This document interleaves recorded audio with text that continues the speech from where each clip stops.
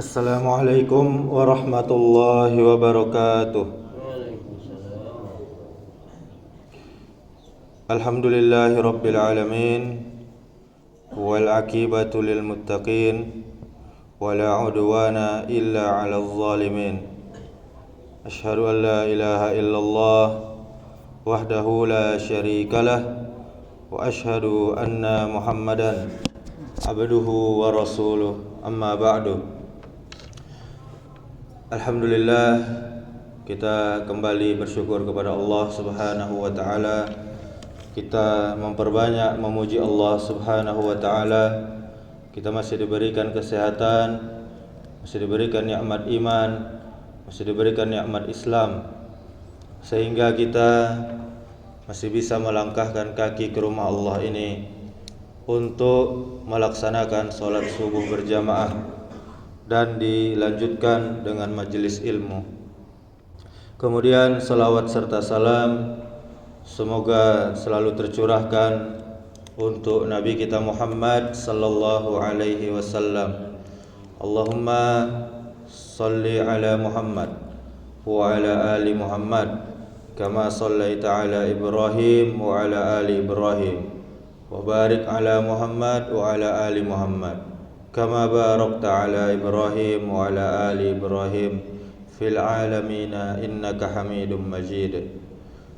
Allah Subhanahu wa taala dan para malaikatnya pun berselawat kepada Nabi sallallahu alaihi wasallam. Kita bersolawat 1 kali, maka Allah balas 10 kali.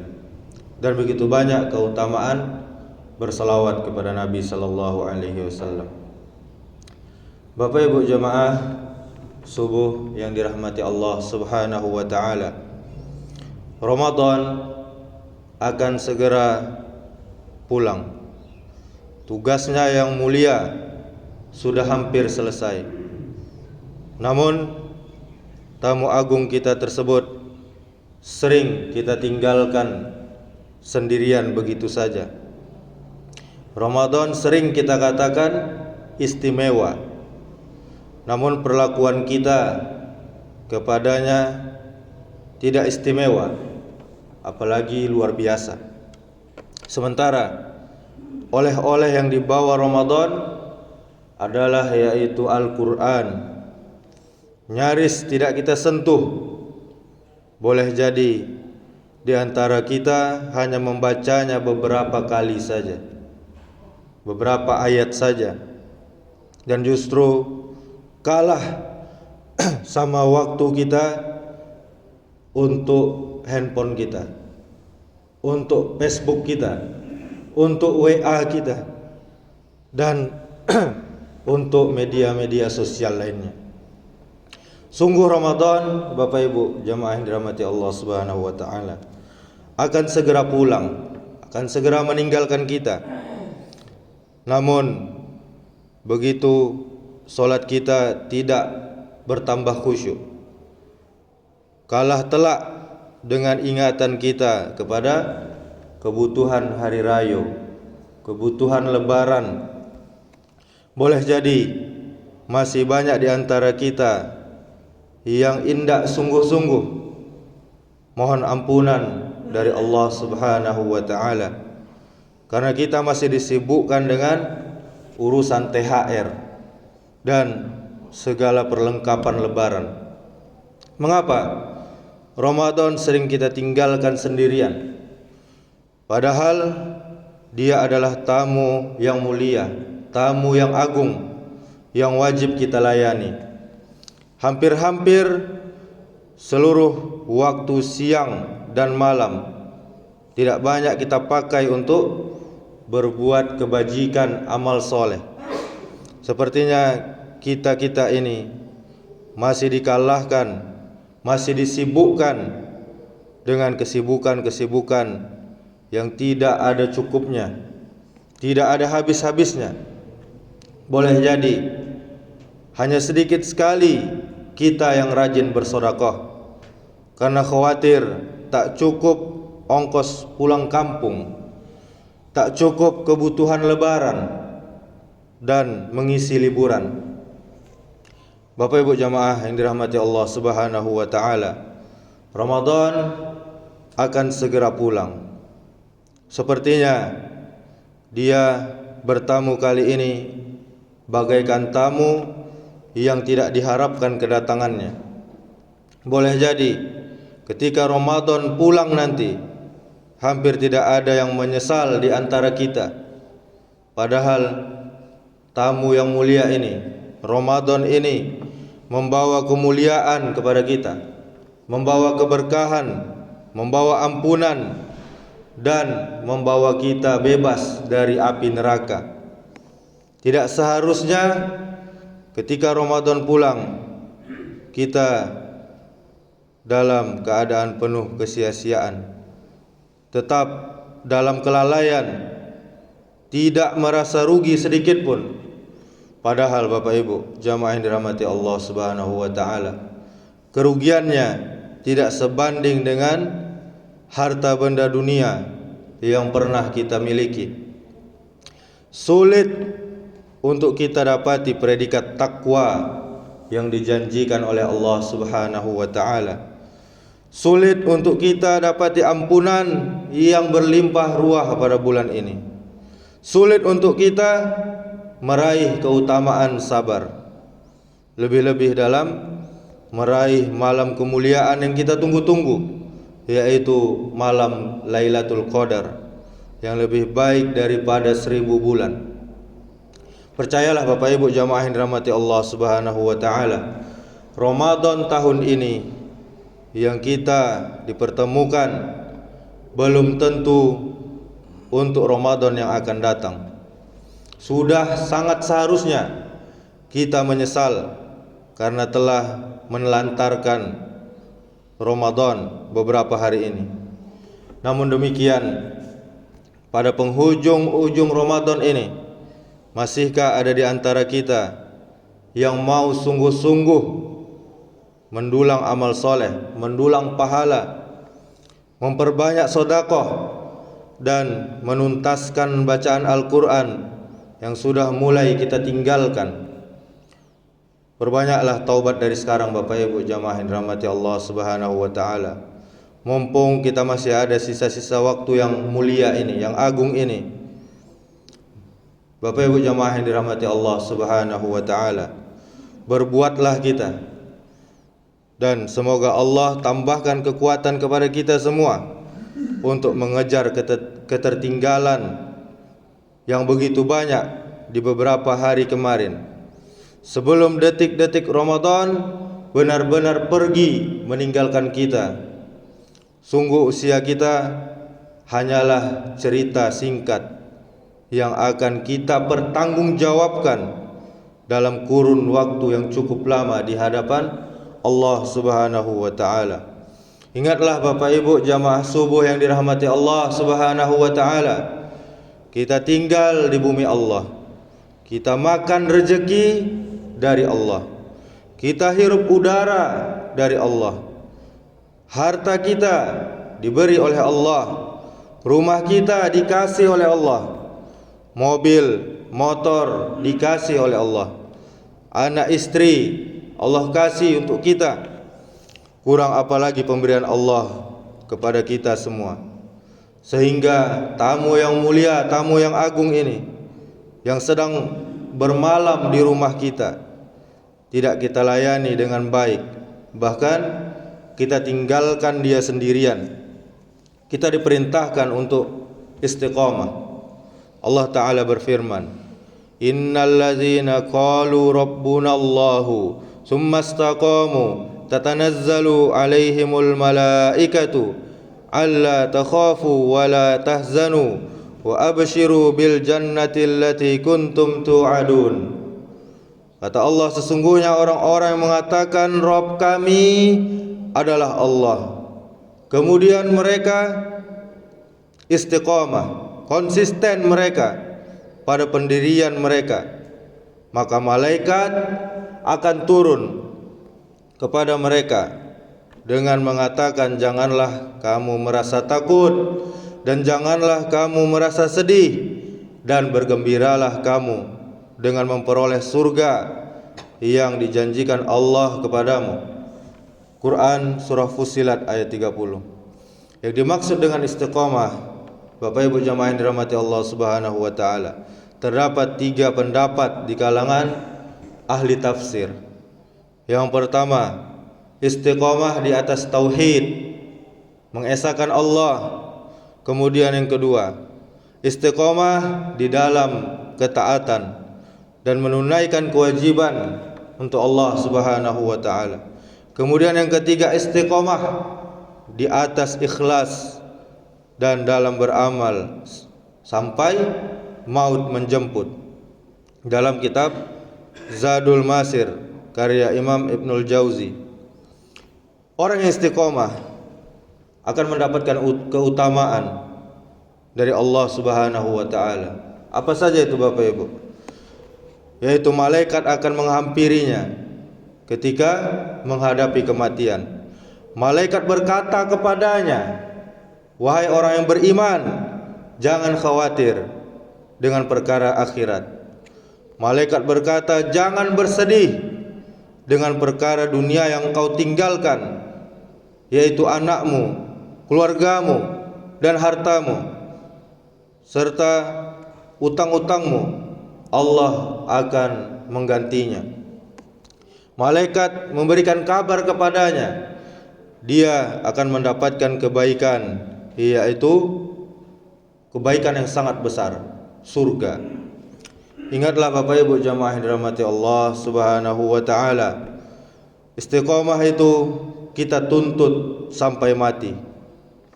Mengenai firman Allah, sesungguhnya orang-orang yang mengatakan Rabb kami adalah Allah, kemudian mereka terus istiqamah. Kata Mujahid, mereka tidaklah berbuat syirik sampai mereka mati. Terus mentauhidkan Allah, terus mengesahkan Allah sampai mati. Dalam kitab Hilyatul Aulia halaman 300. Bapak Ibu jamaah yang dirahmati Allah Subhanahu wa taala, bisa terus istiqamah, itulah karamah, kiramai kece orang kampung awak. Seorang wali Allah, kekasih Allah yang begitu luar biasa. Jadi yang luar biasa itu bukan orang yang kebal, orang yang hebat, bisa tabang, jalan di atas hayy. Bukan itu yang wali Allah, tapi adalah orang yang istiqomah di atas kebaikan. Sesungguhnya karamah seorang wali Allah adalah bisa terus istiqomah. Ini dalam kitab Majmu'ah Al-Fatawa. Bapak Ibu jamaah yang dirahmati Allah Subhanahu wa taala, bagaimana kiat kita menjaga keistiqomahan ba'da Ramadan nanti? Yang pertama, istiqomah dengan kita memperbanyak doa, karena Allah yang menguatkan hati kita. Kita butuh doa agar kita bisa istiqomah, karena hati kita bisa saja bolak-balik. Bisa saja pagi ini kita soleh, sore nanti kita penuh maksiat kepada Allah. Oleh karenanya doa yang paling sering Nabi sallallahu alaihi wasallam panjatkan adalah ya muqallibal qulub, sabbit qalbi ala dinik. Wahai Allah yang maha membolak-balikkan hati, tetapkanlah, teguhkanlah hatiku di atas agamamu. Pernah Ummu Salamah bertanya kepada Rasulullah sallallahu alaihi wasallam, "Wahai Rasulullah, kenapa engkau lebih sering berdoa dengan doa ya muqallibal qulub, sabbit qalbi ala dinik?" Kemudian Nabi sallallahu alaihi wasallam menjawab, "Wahai Ummu Salamah, yang namanya hati manusia selalu berada di antara jari jemari Allah. Siapa saja yang Allah kehendaki, maka Allah akan berikan keteguhan kepada imannya. Namun siapa saja yang Allah kehendaki, Allah pun bisa membuat dia tersesat." Setelah itu Mu'az bin Mu'az yang meriwayatkan hadis ini, beliau membacakan ayat Rabbana la tuzigh qulubana ba'da idh hadaitana. Ya Allah, ya Tuhan kami, janganlah Engkau jadikan hati kami condong pada kesesatan sesudah Engkau beri petunjuk kepada hati kami. Surah Ali Imran ayat 8. Dan hadis riwayat Tirmizi. Hadis ini hasan. Dan doa lengkapnya terdapat dalam ayat Rabbana la tuzigh qulubana ba'da idh hadaitana wa hab lana min ladunka rahmah innaka antal wahhab. Ya Allah, ya Tuhan kami, janganlah Engkau jadikan hati kami condong pada kesesatan sesudah Engkau beri petunjuk kepada kami, dan karuniakanlah kepada kami ya Allah rahmat darimu, karena sesungguhnya Engkaulah yang maha memberi karunia. Surah Ali Imran ayat 8. Kemudian yang kedua, Bapak Ibu jamaah yang dirahmati Allah Subhanahu wa taala, hendaknya kita beramal dengan ikhlas agar amalan itu diterima Allah dan langgeng, kontinu. Ibnu Taimiyah pernah berkata, segala sesuatu yang tidak didasari ikhlas karena Allah pasti tidak bermanfaat dan tidak akan kekal.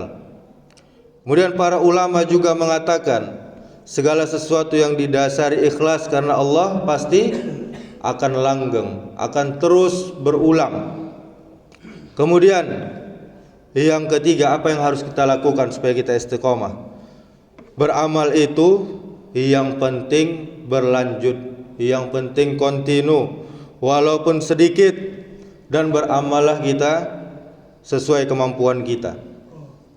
Hadis dari Aisyah radhiyallahu anha, Rasul sallallahu alaihi wasallam bersabda, amalan yang paling dicintai oleh Allah Ta'ala adalah amalan yang kontinu walaupun sedikit. Hadis riwayat Bukhari. Salman, seorang sahabat, pernah menasihati sahabat yang lainnya, Abu Darda. Dan perkataan Salman ini disetujui oleh Rasulullah sallallahu alaihi wasallam. Sesungguhnya bagi Rabbmu ada hak, bagi dirimu ada hak, dan bagi keluargamu juga ada hak, maka penuhilah masing-masing hak tersebut. Hadis riwayat Bukhari nomor 1968. Apa maksudnya beramal sedikit tapi kontinu, Bapak Ibu? Contohnya sedekah. Biarlah sedikit tapi tiap hari. Salat tahajud, biarlah 2 rakaat tapi tiap hari. Jangan dipasuan sabaleh rakaat atau 8 rakaat tapi sekalinya. Itu kurang ancak. Yang ancak sakete tapi berkelanjutan. Kemudian begitu juga membaca Al-Quran, biarlah sehalaman sehari tapi tiap hari. Dan begitu juga amalan-amalan yang lainnya. Kemudian yang keempat, hendaklah kita rajin muhasabah, mengkoreksi diri kita. Allah Subhanahu wa taala perintahkan kita supaya rajin muhasabah. Allah Subhanahu wa taala berfirman di dalam surah Al-Hasyr ayat 18. Kata Allah, wahai orang-orang yang beriman, bertakwalah kepada Allah dan hendaklah setiap diri memperhatikan apa yang telah diperbuatnya untuk hari esoknya, yaitu akhirat. Dan bertakwalah kepada Allah, sesungguhnya Allah maha mengetahui apa yang kamu kerjakan. Kemudian Bapak Ibu, cara mengkoreksi diri. Hendaklah kita mengkoreksi diri, apakah kita lalai dari amalan wajib. Dari sholat 5 waktu kita dulu kita koreksi. Sudah di awal waktu apa belum? Setiap hari seperti itu kita koreksi. Kemudian kita koreksi apakah kita masih melakukan perkara yang haram setiap harinya pada malam hari. Coba kita ingat-ingat, hari ini ada enggak perkara yang haram yang kita lakukan. Kemudian kita koreksi diri kita dari kelalaian.